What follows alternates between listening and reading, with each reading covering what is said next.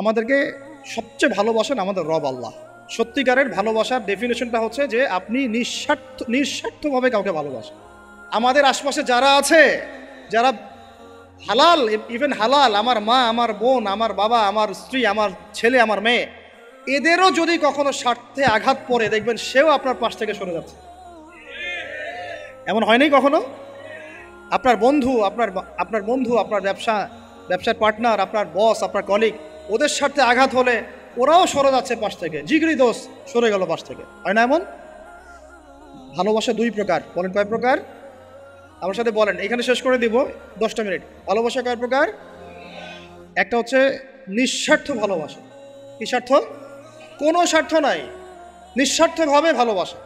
একটা হচ্ছে কোনো না কোনো স্বার্থ জড়িত আছে এমন ভালোবাসা। আপনার স্ত্রীর চাহিদাও যদি আপনি পূরণ করতে ব্যর্থ হন, দেখবেন স্ত্রীর সাথে আপনার গন্ডগোল লেগে যাচ্ছে, যদিও সে হালাল বৈধ, তাই না? এমন হয় না অনেক সময়? আমি তো অনেক দিন বলেছি, অনেক দিন আগেও বলেছি, 5 বছর 6 বছর আগে, যে মানুষ আসলেই মানুষের অবস্থানকে মূল্যায়ন করে, ভিতর থেকে মানুষকে শুধু মূল্যায়ন করে আল্লাহ রাব্বুল আলামিন। না হলে কি হতো? এই যে এত অন্যায় আমরা করেছি, আল্লাহ পাক কি আমাদেরকে ছেড়ে দিয়েছেন, ফেলে দিয়েছেন, গজবে ধ্বংস করে দিয়েছেন? এই যে আল্লাহ পাক যে আমাদেরকে মহব্বত করেন, ভালোবাসেন, তার প্রমাণ এগুলো। আল্লাহ পাক চান যে আমরা যেন ফিরে আসি। আল্লাহ পাক বলছেন, সারা দুনিয়ার সমান গুনাহও যদি সে করে ফেলে, আসমানের সমানও গুনাহ করে ফেলে, খালি তওবা করে ফিরে আল্লাহকে বলবে, আস্তাগফিরুল্লাহ আল্লাযী লা ইলাহা ইল্লা হুয়াল হাইয়ুল কাইয়্যুম ওয়া আতুবু ইলাইহি। আল্লাহ পাক বলছেন, খালেস তওবা করলে গুনাহ তো মাফ করে দিবই, আগের গুনাহগুলোকে নেকি দিয়ে পরিবর্তন করে দিব। না ভালোবাসা না? আল্লাহ পাক সৃষ্টি করেছেন আমাদেরকে ভালোবেসে। কোরআন খোলেন, সূরা সদ পড়েন, সূরা সদের মধ্যে দেখবেন আল্লাহ বলছেন, খালাকতু বিয়াদি মা মানাআকা আল্লা তাসজুদা খালাকতু বিয়াদাই, মানে তুমি ইবলিস কেন তাকে সিজদা করলা না যাকে আমি নিজ হাতে সৃষ্টি করেছি? এটা মহব্বতের বহিঃপ্রকাশ না? আল্লাহ আমাদেরকে নিজ হাতে সৃষ্টি করেছেন। আল্লাহ পাকের হাত কেমন এটা আমরা ব্যাখ্যা করতে যাব না, এর হাতের অর্থ কি সেটাও ব্যাখ্যা করার, তাওয়িল করার দরকার নাই। কোরআনে আসছে যেভাবে সেভাবে আমরা ঈমান রাখবো, ঠিক আছে ভাই? এখানে আবার অনেকে অনেক তালগোল পাকায় ফেলে এবং বিভ্রান্ত হয়ে যায়, এদিকে যাওয়ার দরকার নাই। এখানে বোঝানো হচ্ছে আল্লাহ রাব্বুল আলামিন আমাদেরকে মহব্বত করে সৃষ্টি করেছে। এই পুরো সৃষ্টি জগৎটাই তো আল্লাহর মহব্বতের বহিঃপ্রকাশ। সবকিছু এত নিপুণভাবে চলতেছে, এটা মহব্বতের বহিঃপ্রকাশ না? আমি আপনাদেরকে নিয়ে যদি কোনোদিন কক্সবাজারের সৈকতে তারা দেখাতে পারতাম, তাহলে আমি বুঝাইতে পারতাম আপনাদেরকে যে এই মহাবিশ্বটা ঠিকই আছে কীভাবে। তারার মধ্যে একটা গাণিতিক ক্যালকুলেশন আছে যেটা সবাই জানে না, যারা একটু অ্যাস্ট্রোনমি নিয়ে পড়াশোনা করেছে তারা জানে। আপনার মানে মাথার বিবেকই উল্টায় যাবে যে এত সূক্ষ্মভাবে কিভাবে আল্লাহ রাব্বুল আলামিন এই মহাবিশ্ব সৃষ্টি করলো। এক চুল এদিক ওদিক হলে পুরো বিশ্ব কায়নাত ধ্বংস হয়ে যায়। এটা কি আল্লাহ পাকের মহব্বতের বহিঃপ্রকাশ না? আল্লাহ পাক তো বরং বলেছেন পুরো সৃষ্টি পরিবারটাই আল্লাহর আহাল, আল্লাহর পরিবারের অন্তর্ভুক্ত। সুবহানাল্লাহ। এমনকি আল্লাহ পাক আমাদেরকে বলেছেন, তোমরা জমিনবাসীর সবার উপর রহম করো, ইরহামু মান ফিল আরদ ইয়ারহামুকুম মান ফিস সামা। তোমরা সবার উপর রহম করো, দয়া করো। দয়া রহম এটা তো মহব্বতের একটা অংশ। তোমরা সবার উপর দয়া করো, রহম করো, মহব্বত করো। এটা কি হবে? তাহলে আল্লাহ পাক আসমানে যিনি আছেন, আল্লাহ পাক তোমাদের উপর রহম করবেন। আমরা সেই মহান সত্তার ভালোবাসার থেকে বের হয়ে হারাম এই যৌন ভালোবাসার দিকে যাওয়ার চেষ্টা করেছি। আসলে এটা ভালোবাসা না, যৌনতা, এর দিকে যাওয়ার জন্য এইসব করছি। আল্লাহ পাক আমাদেরকে মাফ করে যেন হেদায়েত দান করেন। আল্লাহ পাক কত ভালোবাসেন এটা নিয়ে বলতে গেলে আজকে রাত শেষ হবে। দেখেন, আল্লাহ রাব্বুল আলামিন আদম আলাইহিস সালামকে সৃষ্টি করেছেন, করে সমস্ত নাম শিক্ষা দিয়েছে। নাম মানে হলো ইলম। নাম মানে কি? ভালো না বাসলে আল্লাহ পাক কাউকে সবচেয়ে সেরা কিছু দান করেন। সূরা ৩ আল্লাহ পাক কি বলেছেন? ওয়া তিন ওয়া যাইতুন, এগুলো শপথ করে, লাকাদ খালাকনাল ইনসানা ফি আহসানি তাকওয়িম। মানুষকে সবচেয়ে শ্রেষ্ঠ কাঠামো আল্লাহ পাক দিয়েছেন, দেন নাই? কাউকে যদি মহব্বত না করা হয়, তাকে আপনি সবচেয়ে সেরাটা কি দিতে পারবেন? আল্লাহ পাক আমাদেরকে মহব্বত করেন, ভালোবাসেন, এবং আল্লাহ চান আমরাও যেন তাকে মহব্বত করি, তাকে ভালোবাসি। এবং আমরা যদি কাউকে ভালোবাসি, আল্লাহর জন্য ভালোবাসবো। কাউকে ঘৃণা করি, আল্লাহর জন্য ঘৃণা করি। মহব্বতও আল্লাহর জন্য, ঘৃণাও কার জন্যে? আল্লাহর জন্য। আল্লাহ পাক সমস্ত ইলম শিক্ষা দিলেন। এটা কি ভালোবাসার বহিঃপ্রকাশ না?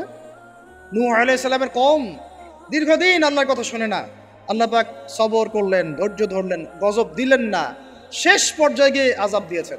এই যে আল্লাহ পাক সুযোগ দেন, সময় দেন, এটাকে আল্লাহ পাকের ভালোবাসা, দয়া না? এরকম প্রত্যেকটা কওমের ক্ষেত্রে হয়েছে। আমি তো ফিল করলাম এই ভালোবাসা নিয়ে ঘাটাঘাটি করতে গিয়ে যে আসলে আল্লাহ পাক যে আমাদেরকে সবচেয়ে বেশি মহব্বত করেন, তার সবচেয়ে বড় নিদর্শন কি জানেন? আমাদের কাছে আল্লাহ রাব্বুল আলামিন আল কোরআনের মতো কিতাব নাজিল করেছেন, আর আমাদেরকে আল্লাহ পাক নবী মুহাম্মদ সাল্লাল্লাহু আলাইহি ওয়াসাল্লামের উম্মত বানাইছেন। আল্লাহ পাক যে নবী মুহাম্মদ সাল্লাল্লাহু আলাইহি ওয়াসাল্লামকে এই দুনিয়াতে পাঠিয়েছেন না, এটাই সবচেয়ে বড় মহব্বত, সবচেয়ে বড় রহমত। কারণ তার সুন্নতে এমন কিছু নাই যেটা আপনি খুঁজে পাবেন না। আর তিনি আমাদেরকে যে মহব্বত করতেন, মুহাম্মদ সাল্লাল্লাহু আলাইহি ওয়াসাল্লাম আমাদেরকে যে মহব্বত করতেন, তিনি আমাদেরকে বলতেন যে আমরা তার ভাই। আমরা তার কি ভাই? মানে কি মায়ের পেটের ভাই? এটা বোঝানো হয় না। একটা হাদিসে তিনি বলেছেন আমি তো পিতৃতুল্য। তার মানে কি সত্যি সত্যি বাবা সন্তানের সম্পর্ক? রুহানি পিতা। তিনি কি ইমাম নন? তিনি ইমাম, তিনি নেতা, তিনি আমাদের শিক্ষক, তিনি নবী। তো তিনি আমাদেরকে যে মহব্বত করতেন, তিনি একদিন বলছিলেন নবী সাহাবীদের সামনে, কাশ আমি যদি আমার ভাইদেরকে দেখতে পেতাম। সাহাবীরা বলছেন ইয়া রাসূলুল্লাহ আমরা কি আপনার ভাই না? তখন নবীজি বলছেন না, তোমরা আমার সাহাবী। আমার ভাই তারা যারা আমাকে না দেখেই আমার প্রতি ঈমান নিয়ে আসবে। প্রত্যেক নবীকে আল্লাহ পাক একটা দোয়া করার চান্স দিয়েছে। কয়টা ভাই? এমন একটা দোয়া যেটা করলে আল্লাহ পাক কবুল করবেনই করবেন। করলে আল্লাহ পাক কি করবেন? অবশ্যই কবুল করবেন। নবী সাল্লাল্লাহু আলাইহি ওয়াসাল্লাম বলছেন যে সমস্ত নবী এই দোয়াটা পৃথিবীতে করে ফেলেছে। আমি এই দোয়াটাকে মুলতবি রেখেছি যে কাল কিয়ামতের মাঠে আমি আমার উম্মতের জন্য সুপারিশ করব ইনশাআল্লাহ। এবং নবী সাল্লাল্লাহু আলাইহি ওয়াসাল্লামের সুপারিশে বহু কবিরা গুনাহগার মুসলমান যারা জাহান্নামের ফয়সালা হয়ে গেছে, তাদেরকে আল্লাহ পাক কিছুটা শাস্তি ভোগ করালে হলেও আবার জান্নাতে নিয়ে আসবে। তিনি আমাদেরকে মহব্বত করেন না? করতেন না? চিন্তা করে তাহলে আমরা তার দিনকে কি মহব্বত করলাম, আমরা তার হুকুম হাকামের বিধিবিধান সুন্নতে কি মহব্বত করলাম, চিন্তা করেন। একটা হাদিসে নবীজি স্পষ্ট করে বলছেন এটা আমাদের জন্য একটা কষ্টি পাথর। এটা একটা কি কষ্টি পাথর। তিনি বলছেন লা ইউমিনু আহাদুকুম, তোমাদের মধ্যে কেউ মুমিন হইতে পারবে না। কি হইতে পারবে না? মানে প্রকৃত মুমিন হইতেই পারবে না তোমরা। এ আমার উম্মত, তোমাদের মধ্যে কেউ প্রকৃত মুমিন হইতেই পারবে না যতক্ষণ না হাত্তা আকুনা আহাব্বা ইলাইহি মিন ওয়ালিদিহি ওয়ালাদিহি ওয়ান নাসি আজমাইন, যতক্ষণ না আমি মুহাম্মদ সাল্লাল্লাহু আলাইহি ওয়াসাল্লাম তোমাদের কাছে নিজের কি সন্তান, নিজের বাবা মা এবং সমস্ত মানব জাতির থেকে বেশি প্রিয় না হচ্ছে। হাদিসটা আবার বলি, নবীজি বলছেন কেউ ততক্ষণ পর্যন্ত প্রকৃত মুমিন হতে পারবে না যতক্ষণ না আমি মুহাম্মদ সাল্লাল্লাহু আলাইহি ওয়াসাল্লাম তার কাছে তার সন্তান, তার পিতা, এমনকি সমস্ত মানব জাতি থেকে বেশি প্রিয় না হচ্ছে। আমরা যারা আগামীকালকে এইটার প্রিপারেশন নিয়েছি, আসলে কি আমাদের কাছে নবী প্রিয় বেশি না আমাদের দুনিয়ার স্বার্থ বেশি প্রিয়? যারা এগুলো করবে তাদের কাছে কি সত্যিই নবী প্রিয়? তাহলে তারা করতে পারতো না। যদি নবী আমাদের কাছে সবচেয়ে বেশি প্রিয় না হয়, আমরা মুমিন হতে পারছি না। আর যাদের কাছে নবী প্রিয় তারা কখনো এমন হারাম কাজে যেতে পারবে না। যারা যাচ্ছে তারা কখনোই নবীকে ভালোবাসে না, কোশ্চিনকালেও না। শোনেন, উমর রাদিয়াল্লাহু আনহুর নাম শুনেন নাই? বললে অনেক কথা ভাই, অনেক কথা, কোনটা রেখে কোনটা বলে। উমর রাদিয়াল্লাহু আনহু একদিন এসে বলছেন খলিফাতুল মুসলিমিন, মুসলিমদের তিনি খলিফা। জান্নাতের সুসংবাদপ্রাপ্ত 10 জন সাহাবীর একজন। জান্নাতের সার্টিফিকেট পেয়েছেন পৃথিবীতে কয়জন সাহাবী? একটা হাদিসে একসাথে 10 জন। ওই 10 জনের অন্যতম একজন, যিনি এমন শাসন ব্যবস্থা পৃথিবীতে প্রতিষ্ঠা করেছিলেন যার মতো মিসাল এখন পর্যন্ত পৃথিবীতে আর দেখা যায় নাই। একটা হাদিসে আসছে যে রাস্তা দিয়ে ওমর হাঁটে ওই রাস্তা দিয়ে শয়তান হাঁটে না। কি বুঝলেন? শয়তান যদি দেখে ওই যে ওমর, ও আর ওই যাবেন ওই রাস্তার মধ্যে। এই হচ্ছে ওমর ইবনে খাত্তাব। আমার পরে কোনো নবী নাই। নবীজি বলছেন আমার পরে কোনো নবী নাই, লা নবিয়্যা বা'দি, আমার পরে কোনো নবী নাই। যদি হতো তাহলে ওমর হতো, যদি হতো তাহলে ওমর হতো। অন্য একটা হাদিসে আসছে আমার পরে কোনো নবী নাই, তবে তুমি আমার, এটা অন্য সাহাবী সম্পর্কে, আলী ইবনে আবি তালিব সম্পর্কে, তুমি আমার জীবনে তেমন মূসার জীবনে হারুন ছিল যেমন। এটা হচ্ছে আলী ইবনে আবি তালিব। এখানে কথা হচ্ছে উমর রাদিয়াল্লাহু আনহুর মতো মানুষ নবীর কাছে এসে বলছেন সাল্লাল্লাহু আলাইহি ওয়াসাল্লাম, ইয়া রাসূলুল্লাহ ওয়াল্লাহি লা উহিব্বুক, আল্লাহর কসম করে বলছি আমি আপনাকে অনেক মহব্বত করি, ইল্লা মিন নাফসি, আমার নফসের চেয়ে বেশি না। মানে আমি আমার জানের চাইতে আপনাকে বেশি মহব্বত করি না। কথা কি বুঝতে পারতেন কি? মানে আমি আপনাকে অনেক মহব্বত করি ইয়া রাসূলুল্লাহ, সব কিছু থেকে বেশি মহব্বত করি, কিন্তু আমার নিজের জানের চেয়ে বেশি না। নবী সাল্লাল্লাহু আলাইহি ওয়াসাল্লাম বলেন লা ইয়া উমর, এখনো মুমিন হওনি ওমর। কাকে বলছেন? কাকে বলছেন? জান্নাতের সার্টিফিকেট প্রাপ্ত একজন মানুষকে। লা ইয়া উমর, এখনো হওনি। তখন নবী সাল্লাল্লাহু আলাইহি ওয়াসাল্লামকে তিনি একটু পরে আবার বলছেন, ইয়া রাসূলুল্লাহ ওয়াল্লাহি আলান, এখন লা হাব্বা ইলাইয়া মিন কুল্লি শাই হাত্তা মিন নাফসি, এখন থেকে আপনি আমার কাছে সবচেয়ে বেশি প্রিয় সব কিছু থেকে, এমনকি আমার নফসের থেকেও বেশি প্রিয়। তখন নবীজি বলছেন আলান ইয়া ওমর, এখন ওমর, এখন তুমি মুমিন হলে। তাহলে যারা আমরা নবীর সুন্নতের খেলাফ এইসব অপসংস্কৃতি, নোংরামি, জেনা, ব্যভিচার, কনসার্ট, নাটক, সিনেমা, পরকিয়া, এইসব তথাকথিত ভালোবাসা দিবস, এই জেনা দিবসগুলো পালন করছি, আমরা কি আসলেই নবীকে ভালোবাসি? আমরা কি সত্যি আল্লাহকে ভালোবাসি?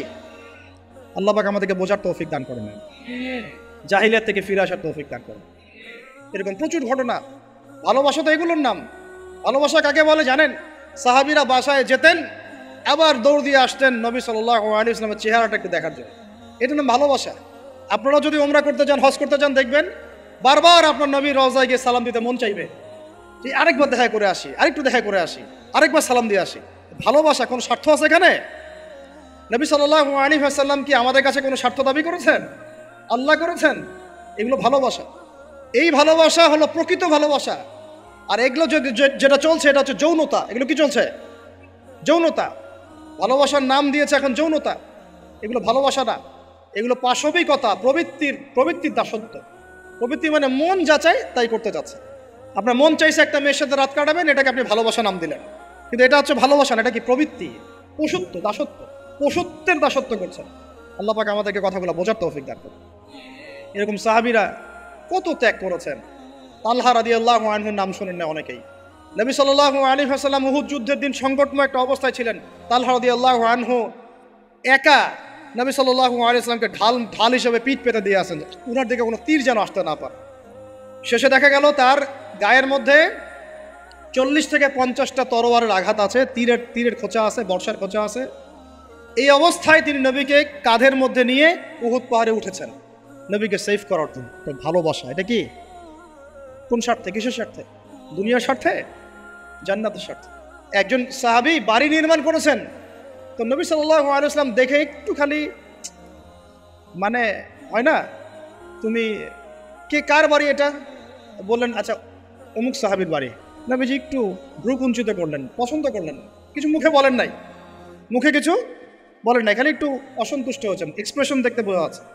তখন ওই সাহাবীকে জানানো হলো, তোমার বাসার সামন দিয়ে তো আল্লাহর নবী সেদিন হেঁটে গেলেন, তারপরে আমার বাসা দেখে, তোমার বাসা দেখে আল্লাহ নবী সাল্লাল্লাহু আলাইহি ওয়াসাল্লাম একটু অসন্তুষ্টি প্রকাশ করেছিলেন, মুখে কিছু বলেন নাই, এক্সপ্রেশন ছিল একটু অসন্তুষ্টিমূলক। 3 দিনের মধ্যে সেই বাড়ি ভেঙে গুড়িয়ে দিয়েছে। যেই বাসা দেখে আল্লাহ নবী সন্তুষ্ট হন না, আমি বাসা রাখবই না। ভালোবাসা কিসের জন্যে? কার জন্যে? কার স্বার্থে বলেন? আল্লাহর জন্যে, জান্নাতের জন্য, আল্লাহর স্বার্থে, আল্লাহর জন্য। কতগুলো বলে শেষ করবো আপনাদেরকে। সাদ বিন আবি ওয়াক্কাস রাদিয়াল্লাহু আনহু উহুদ যুদ্ধের দিন এইরকম করে তীর নিক্ষেপ করছেন। আল্লাহ নবী বলছেন, ইয়া সাদ, হে সাদ, তীর ছোড়ো, তোমার জন্য আমার পিতামাতা কুরবান হোক। আশপাশে 9 জন ছিল, তার মধ্যে একজন করে শহীদ হতে শেষে 2 জন বেঁচে থাকলো, সাদ বিন আবি ওয়াক্কাস, তালহা বিন উবাইদুল্লাহ রাদিয়াল্লাহু আনহু। এগুলো তারা কেন করেছেন? ভালোবাসার জন্যে। ভালোবাসা এগুলোর নাম। কতগুলো বললে শেষ করবো আপনাদেরকে বলেন। নবী সাল্লাল্লাহু আলাইহি ওয়াসাল্লামের কাছে একজন সাহাবী আসেন ইসলাম কবুল করতে এসে হাতের মধ্যে কিছু বালা, আংটি থাকে না, এগুলো ছিল, এগুলো খুলে ফেলে দিয়েছেন নবী সাল্লাল্লাহু আলাইহি ওয়াসাল্লাম, খুলে ফেলে দিয়েছে।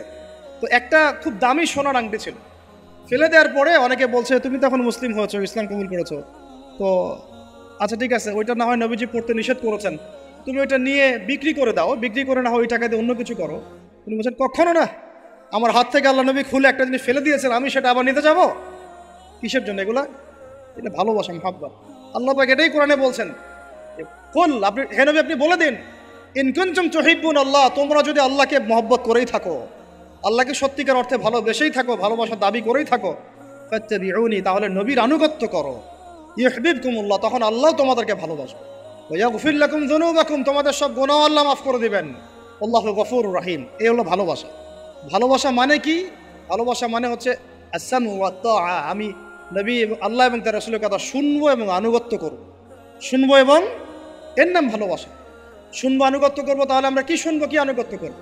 আমাদেরকে প্রথমে কোরআন পড়তে হবে, কোরআনের অনুবাদ জানতে হবে, কোরআন অনুযায়ী জীবন করতে হবে, 5 ওয়াক্ত নামাজ পড়বো ইনশাল্লাহ, হালাল খাবো, যাকাত দিব, রমজানের সওম রাখবো, নবীর সুন্নাহ অনুযায়ী জীবনযাপন করব, এবং সুন্নাহ বিরোধী, কোরআন বিরোধী, ইসলাম বিরোধী কোনো কাজে আমি লিপ্ত হব না। এই তো ভালোবাসা। এই ভালোবাসা যদি বহিঃপ্রকাশ ঘটাতে আমরা ব্যর্থ হই, নিজেও ধ্বংস হব, পরিবারও ধ্বংস হবে, আমাদের পরের প্রজন্ম ধ্বংস হবে।